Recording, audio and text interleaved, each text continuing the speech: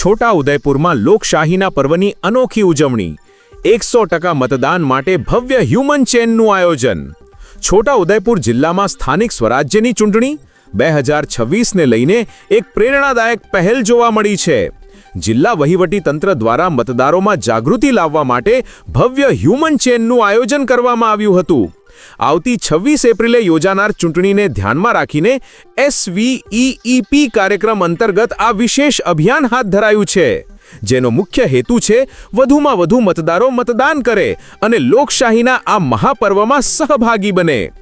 છોટા ઉદેપુર નગરમાં petrol pump 4 રસ્તાથી લઈને માણેક ચોક સુધી માનવ સાંકળ રચાઈ, જેમાં મોટી સંખ્યામાં વિદ્યાર્થીઓ, યુવા મતદારો, સામાજિક સંસ્થાઓના પ્રતિનિધિઓ તેમજ સરકારી કર્મચારીઓ ઉત્સાહભેર જોડાયા. આ ભવ્ય હ્યુમન ચેનને જિલ્લા કલેક્ટર ગાર્ગી જૈન અને જિલ્લા વિકાસ અધિકારી સચિન કુમાર દ્વારા લીલી ઝંડી આપી પ્રસ્થાન કરાવવામાં આવ્યું.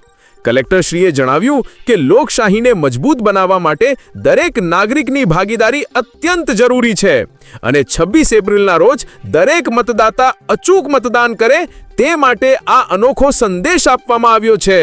કાર્યક્રમમાં સ્વીપ નોડલ અધિકારી તથા જિલ્લા શિક્ષણ અધિકારી આનંદકુમાર પરમાર પણ ઉપસ્થિત રહ્યા.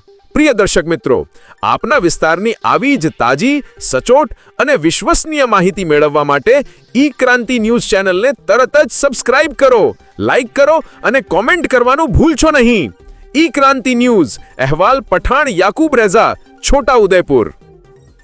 આજે મતદાન જાગૃતિ કેમ્પેન ના આધારે એક હ્યુમન ચેન બનાવવામાં આવી છે છોટા ઉદેપુર તાલુકા નગરપાલિકા સાથે.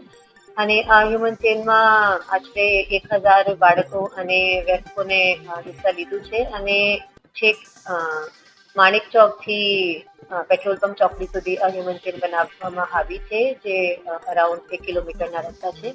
અને એના મારફતે અમે બધા છોટાઉદેપુર વાસીઓને વિનંતી કરીએ કે 26 એપ્રિલના રોજે જે ચૂંટણી થવાની છે જિલ્લા પંચાયત, તાલુકા પંચાયત અને નગરપાલિકાની, એમાં આવીને પોતાના અમૂલ્ય વોટ આપે અને લોક ભાગીદારી તરીકે અને આપણી ડેમોક્રેસીના ભાગરૂપે એમાં પાર્ટિસિપેટ કરે અને છોટાઉદેપુરના વિકાસની યાત્રામાં પોતાના એક પોઈન્ટ ઓફ વ્યૂ આપે. Thank you.